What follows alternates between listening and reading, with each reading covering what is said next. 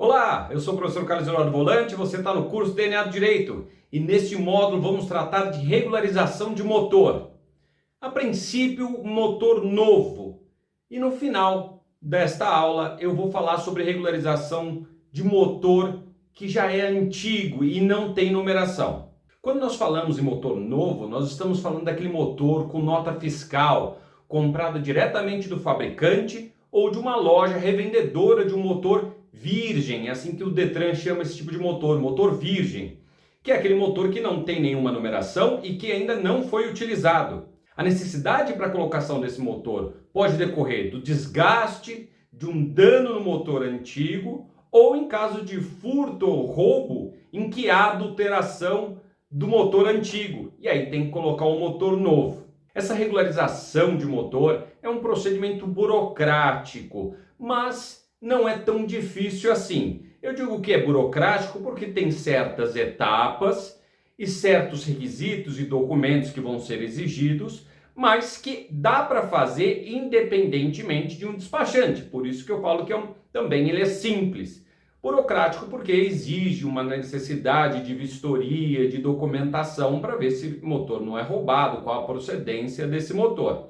E ao final deste módulo você vai poder decidir se vale a pena fazer essa regularização por conta própria, seguindo os procedimentos que nós vamos ensinar, ou se compensa pagar um despachante para que ele possa fazer esse serviço por você e aí você não se preocupa com essa burocracia. Para a colocação de um motor novo no veículo com nota fiscal, existe um requisito. O veículo não pode ter débitos. Não pode ter débitos de licenciamento, de IPVA e nem outro tipo de multa, por exemplo, incidente sobre o veículo e que ainda não tenha sido pago. Então a primeira coisa, antes de iniciar o procedimento, é verificar junto à Fazenda do Estado para verificar se existe algum débito. Se existe, primeiro pague os débitos, espera baixar do sistema da Fazenda do Estado e depois inicie o procedimento. Porque este é um requisito, é um impeditivo para a regularização de um motor se houver débitos no veículo. Se você quiser saber mais informações sobre débitos de veículos, como regulariza, quais são as consequências desses débitos, nós temos nosso curso de regularização de veículos e que lá nós também abordamos essa questão com mais detalhes. Essa regularização deve ser feita junto ao Detran, onde já está emplacado o veículo. Não tente iniciar o processo de remarcação ou de marcação do motor, tentando ao mesmo tempo fazer a transferência do veículo. Comprou em um estado, primeiro regularize o motor, faça a marcação do motor, coloque o motor nesse estado e depois você pede a transferência.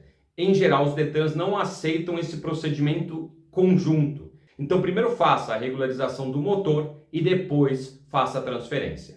Você vai ter que ir até o Detran ou Ciretran do seu município ou do seu estado. Isso depende da organização de cada estado. Às vezes o atendimento é só no Detran, às vezes só no Ciretran, ou existem órgãos especiais para atendimento da população para fazer regularização de veículo. Mas é o mesmo órgão, é a mesma entidade que faz o atendimento para os outros serviços relacionados a veículo, para, por exemplo, dar entrada num veículo novo, para fazer transferência. É esse mesmo órgão que você vai procurar para fazer a regularização do motor. Na capital de São Paulo, por exemplo, existem os poupa-tempos.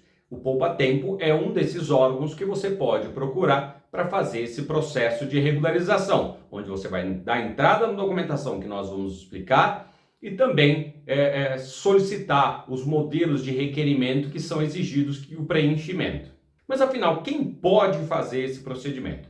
Pode ser pessoa física ou jurídica ou ainda por meio de um procurador. Se for pessoa física, é o próprio proprietário do veículo. Se for pessoa jurídica, a única coisa que vai modificar a documentação, vai precisar do contrato social da empresa, por exemplo. Então, qualquer proprietário, pessoa física ou jurídica, pode fazer o procedimento. E é possível também fazer isso por meio de procurador, que pode ser um advogado, pode ser um despachante ou um terceiro que vá e conheça o procedimento do Detran. É possível uma procuração. Mas fique atento, alguns Detrans fornecem um modelo de procuração e aí exigem um reconhecimento de firma por autenticidade nessa procuração, no modelo que eles fornecem, mas há outros estados, como no Espírito Santo, que exigem, por exemplo, um instrumento público, uma procuração feita em cartório. E aí é um pouquinho mais burocrática, ela é um pouco mais cara e você precisa verificar no Detran, quando você for fazer o primeiro atendimento, verificar se eles exigem uma procuração no modelo que eles fornecem ou se é um instrumento público feito em cartório. Falemos agora das etapas para fazer essa regularização do motor. A primeira etapa, como inicia esse procedimento, é procurando uma empresa credenciada de vistoria, a ECV. Vocês devem conhecer como aquelas empresas que faz laudo de vistoria.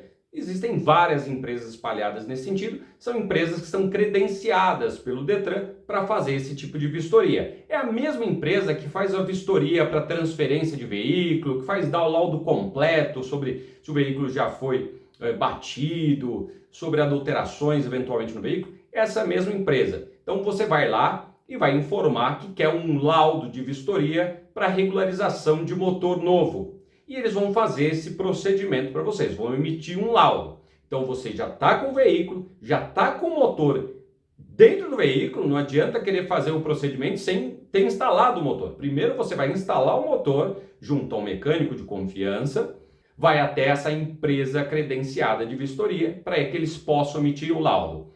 Esse laudo tem uma validade de 60 dias e se houver uma reprovação, é possível voltar a essa mesma empresa credenciada em até 30 dias e aí eles vão emitir um novo laudo sem cobrar outros valores. Então tem validade de 60, mas se tiver algum erro ali naquele momento, você pode voltar em até 30 dias sem ser cobrado novamente. Você pode procurar qualquer empresa credenciada de vistoria do seu município ou de outros municípios. O único requisito é que seja dentro do estado que está cadastrado o veículo. Então, dentro do município ou fora do município, mas respeitado essa área do estado. Uma segunda etapa vai ser necessária se houver alteração de cilindrada, alteração de combustível ou qualquer outra característica do veículo. E você vai precisar de um certificado de segurança veicular.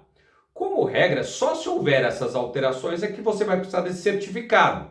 Mas eu já vi alguns estados exigindo esse certificado simplesmente na colocação de um motor atendendo as mesmas características anteriores que estão no documento veículo.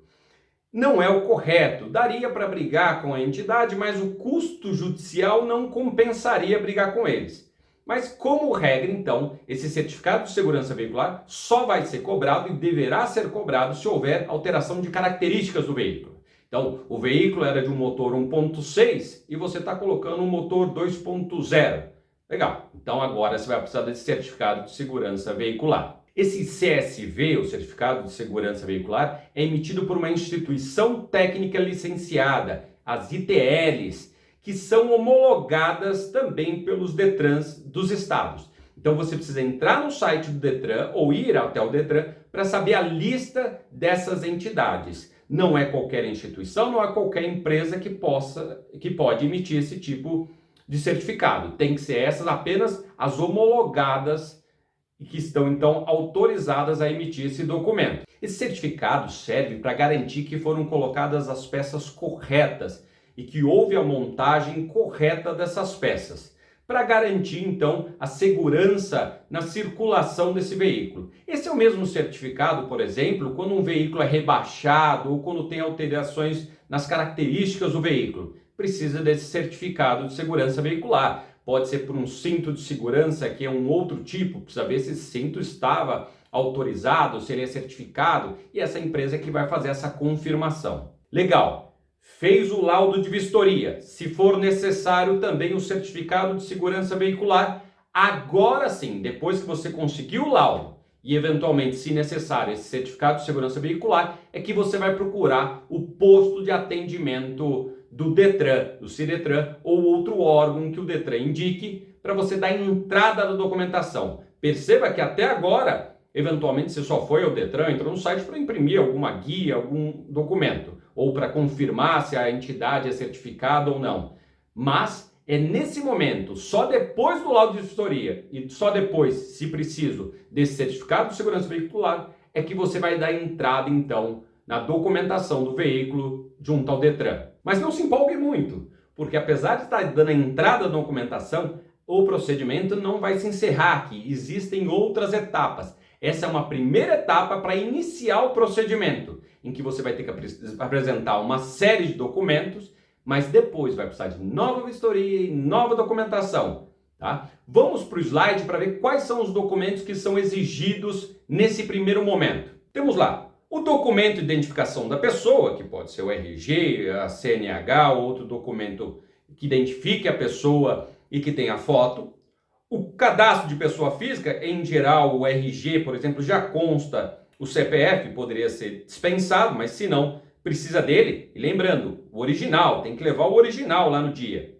O comprovante de endereço original com até 3 meses. Então, não pode ser um comprovante de residência antigo, de 6 meses atrás, de 1 ano atrás. E entenda, comprovante de endereço é conta de água, luz, telefone. Em geral, não se aceita outros tipos de comprovantes, como, por exemplo, extratos bancários, carta enviada por terceiros. São esses de contas de consumo, água, luz ou telefone. Também vai precisar de um requerimento para regularização do número do motor, original, preenchido e assinado. Esse requerimento é obtido no próprio site do Detran, ou se ele não tiver um site, se ele estiver fora do ar, você tem que solicitar lá na entidade, no órgão público. Então você vai preencher e, em geral, vai reconhecer firma por autenticidade, que é aquele que você precisa estar presente no ato, no cartório, para assinar. Também vai precisar de uma declaração de procedência lícita do número do motor. Original, preenchida e assinada com firma reconhecida por autenticidade. Aqui pode acontecer duas coisas. Mais para baixo eu vou falar novamente, mas pode ser que o Detran exija apenas, se for um motor novo, apenas a nota fiscal, mas eles podem pedir também essa declaração.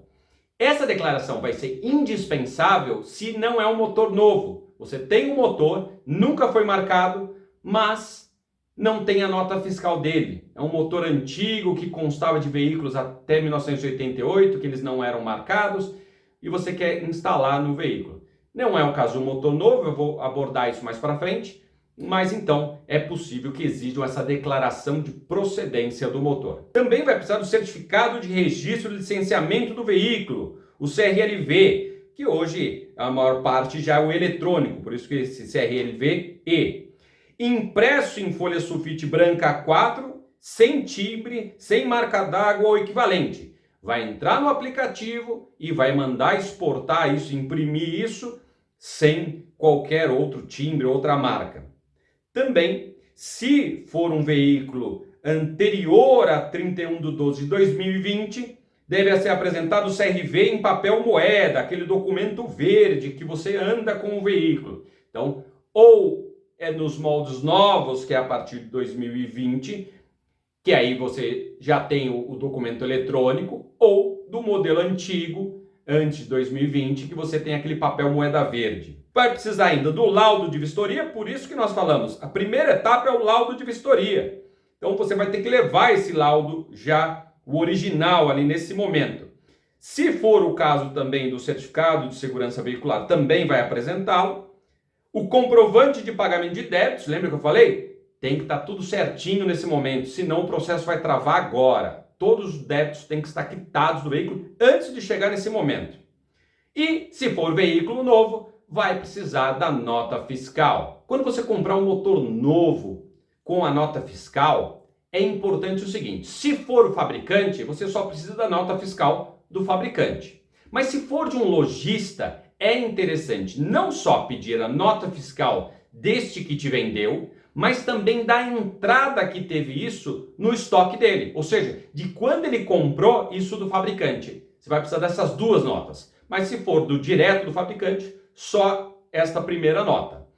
E quais os dados que devem conter nessa nota fiscal? quando você comprar, veja se tem esses dados. Vamos lá. A marca do motor, o número de cilindros, o tipo de combustível, a cilindrada, a potência e o número de identificação. Então tenha certeza que quando te emitirem a nota, conste todos esses dados. Porque senão, muito provavelmente o Detran vai recusar, vai negar, e aí você vai ter que buscar novamente essa nota e dar entrada tudo de novo, e vai atrasar muito o procedimento, que a princípio é simples, mas pode se tornar mais complexo se tiver esse retrabalho. Muito bem, na primeira fase, então, a gente fez o laudo de vistoria e, eventualmente, o certificado de segurança veicular.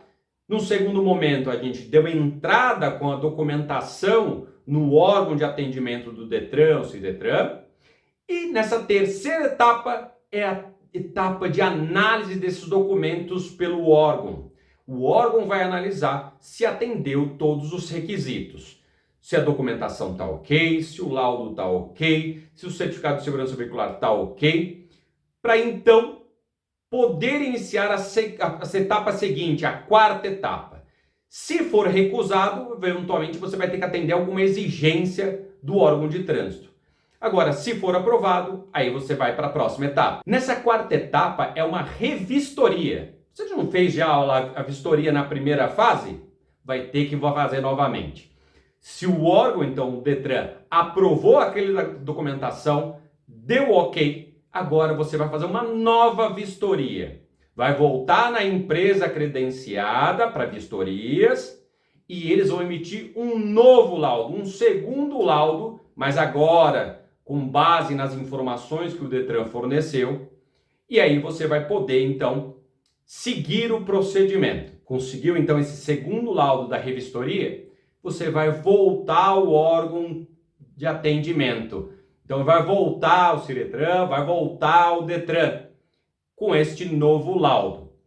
Agora que eles vão emitir o documento do veículo. E fique atento, porque vários dos Detrans só fazem atendimento pessoal com agendamento prévio feito por aplicativo ou pela internet. Então, antes de ir ao órgão, verifique se não precisa fazer essa marcação, se você fazer esse agendamento para entregar novamente os documentos. Alguns que já entregamos e agora novamente. Então, percebam como é burocrático? Você faz uma primeira vistoria, dá entrada na documentação, volta a fazer uma vistoria e agora volta a entregar a documentação. Quais os documentos agora você tem que entregar lá no Detran, lá no Ciretran? Documento de identificação pessoal, que nós já falamos, o RG, CNH original, o CPF original, se claro, se consta do RG não é necessário entregar, mas se não consta tem que entregar. Comprovante de endereço original com até 3 meses, novamente tem que ser conta de consumo. O certificado de licenciamento do veículo, se for eletrônico, ou então se for do modelo antigo, antes de 2020, de dezembro de 2020, aquele em papel moeda, o verde. O laudo de vistoria veicular aprovado, que é esse segundo laudo, e tem que pagar a taxa de emissão do certificado de registro do veículo. Então, além de pagar a taxa de substituição de motor, de pagar a taxa que é cobrada pelo laudo de vistoria, além de pagar eventualmente o certificado de segurança veicular, você também vai emitir um novo documento do veículo e também tem que pagar esta taxa de emissão do documento novo. E eventualmente, se não tiver o licenciamento, também tem que pagar o licenciamento para emitir esse novo documento. Finalmente, chegamos na quinta etapa, em que é emitido o documento. Já nos moldes novos, se o veículo era antigo, já não importa mais. Vai ser emitido o certificado de registro e licenciamento de veículo, já nos moldes eletrônicos, em que você deve baixar no aplicativo esse documento e andar com ele, com o download dele, ou então imprimir esse documento e andar no veículo. Não é obrigado a andar com ele impresso. Pode fazer o download e deixar o download no aplicativo.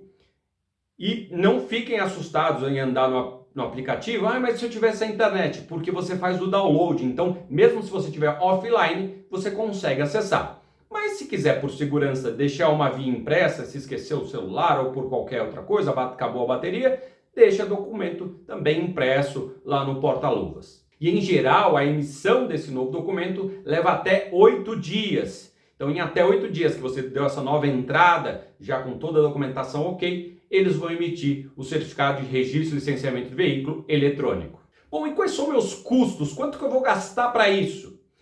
Falar em custos é difícil porque varia de estado para estado, de empresa para empresa que emitiu esse certificado.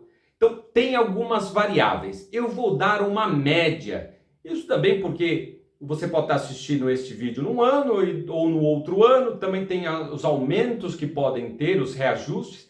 Mas eu vou dar uma média para que você possa ter uma noção de quanto vai gastar. Primeiro, a taxa de substituição de motor, que em geral custa cerca de R$250. Mas que o valor pode ser maior se você não tiver feito ainda o licenciamento do veículo, porque aí vai ter esse acréscimo.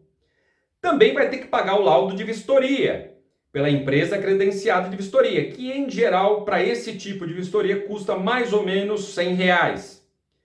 Eventuais débitos, multas ou tributos que estejam pendentes, também são obrigados a pagar nesse momento. Então, sempre você vai ter que pagar essas 3 coisas, pelo menos.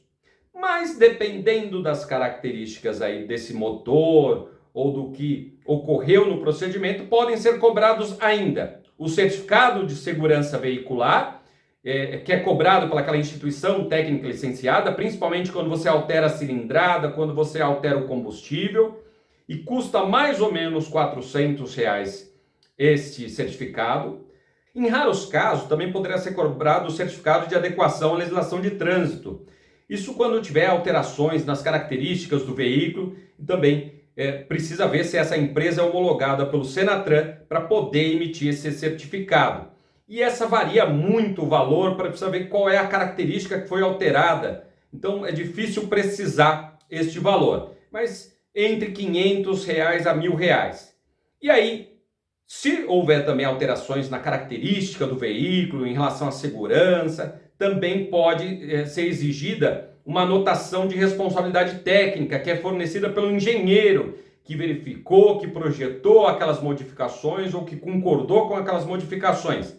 E aí também é algo que não dá para precisar. Cada engenheiro pode cobrar um valor diferente sobre esse trabalho, dependendo da complexidade do caso, das modificações e da qualificação desse engenheiro.